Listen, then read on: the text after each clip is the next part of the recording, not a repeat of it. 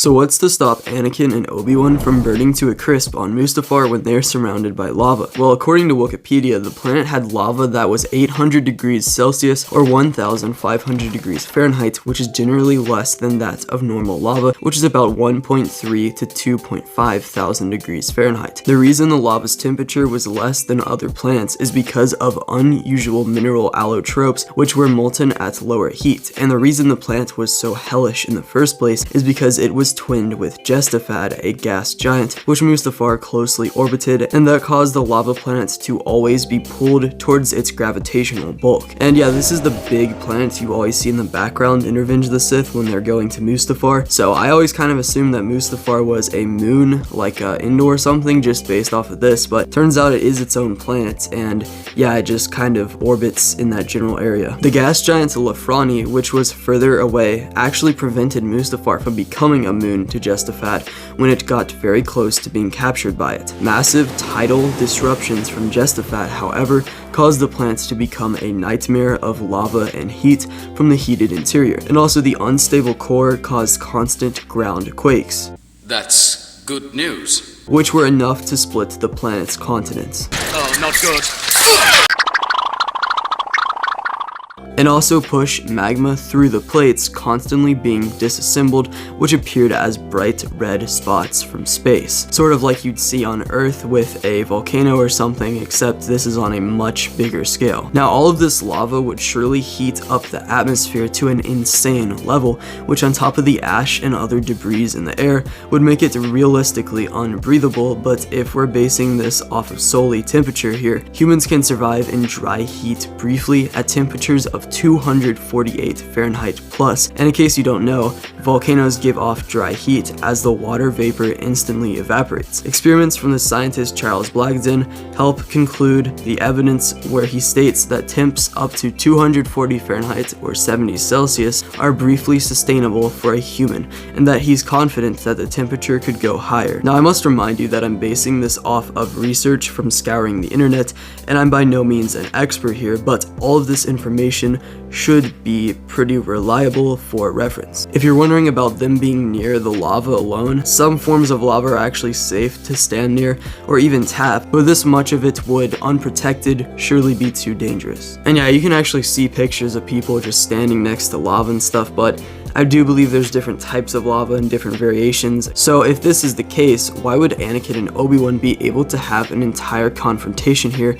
And in reality, would they both end up with life-threatening injuries? Well, I'm unfortunately not a mathematician, I'm a filmmaker, so I can't quite answer that question of the exact temperature of Mustafar's atmosphere and how survivable that would be. But if it's well above 200 degrees in these areas, like where Anakin and Obi-Wan were, where there's a high concentration of lava, there's like literally no chance. However, I can tell you about the reasons why the planet is in canon survivable. For one, the potent fumes that were around the planet, especially at the Klegger Mining Corp facility where the duel takes place, were fought off with repulsor vents, which blocked off the toxic lava fumes from being breathed in, which is important because they could make people like Vader's servant Vanne go insane from too much inhalation. Also, shielding was around the facility too, which should have made it even more cool. However, as you'll remember, Anakin and Obi-Wan turned off that shielding on accident, meaning that they were surviving without that for a majority of the fight. But assumedly, this would sort of cool down the facility as a whole, especially for off-worlders to come in,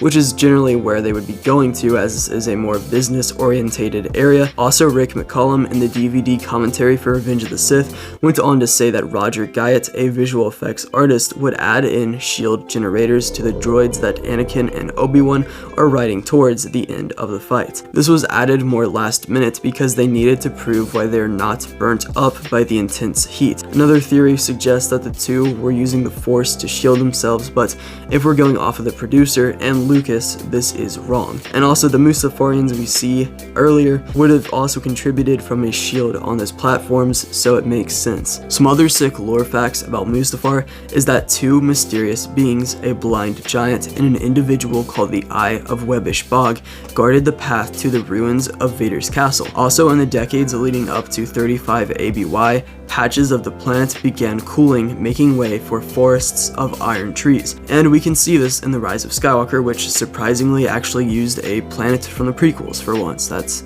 yeah, I mean, good on them, I guess. Apparently there was a deleted scene where Kylo Ren was going to see the Eye of Webbish Bog, but that got taken out of the movie, which kind of makes sense because you want a fast-paced opening, and that would be a little bit random if that's there. I don't know, maybe it would have been cooler, because more time on Mustafar the better, if you ask me. The moon, Nur, from Jedi Fallen Order, orbited this planet, which is where Jedi would go to die, as is referenced in Rebels, when they almost go to Mustafar again. Around 300 BBY, the Techno Union would acquire the planet, and would later have a secret battle droid in CIS Council Chamber in the Klegger Mining Corp facility. Also, the Black Sun Crime Syndicate was headquartered here. Mustafar had some indigenous species too, like the Mustafarians, that split up into two groups after they lived in two massive cave systems created by the lava fleas chewing up the rock that they consumed. This created the northern and southern Mustafarians, with the northerners being tall and slender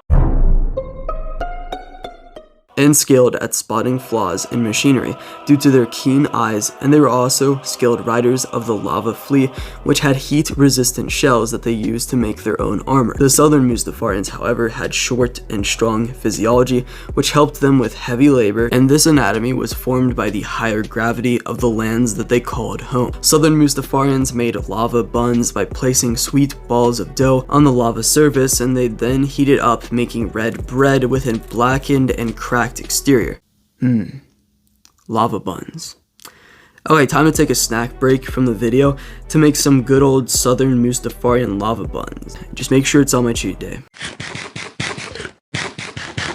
While preferring to inhabit abandoned mines and natural caverns, they also had outdoor structures when necessary, like the saucer-shaped buildings inspired from the Kahel cave fungi. Behind the scenes, Mustafar was in the works since the beginning, with Vader in the backstory having a confrontation with Obi-Wan after killing Luke's father, leading to him falling into a volcanic pit. And this was of course before Vader and Anakin became the same character in George's story. Also, Had-Abaddon had a lava lake that surrounded Palpatine's throne in the first drafts of Revenge of the Jedi. And in case you don't know, Had-Abaddon was like an early version of Coruscant, because yes, Coruscant was originally going to be in Return of the Jedi, which was at the time called Revenge of the Jedi. At first, the planet was known as Mustafa, which means the chosen in the Arabic epithet of the Quran. I wonder if it's called this because Mustafar was like the chosen location where the chosen one would be defeated. And to answer the main question of the video, you'd probably be protected enough from the shields of the Mustafarian facilities and mining droids to last all day,